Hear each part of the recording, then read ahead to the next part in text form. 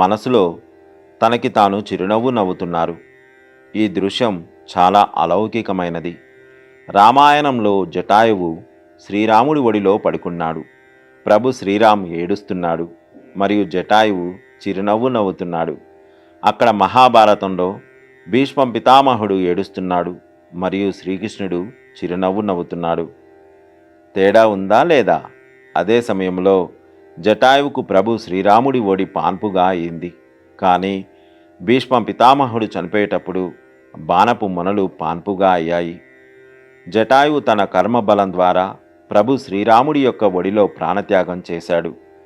జటాయువు ప్రభు శ్రీరాముడి శరణులోకి చేరాడు మరియు బాణాలపై భీష్మాపితామహుడు ఏడుస్తున్నాడు.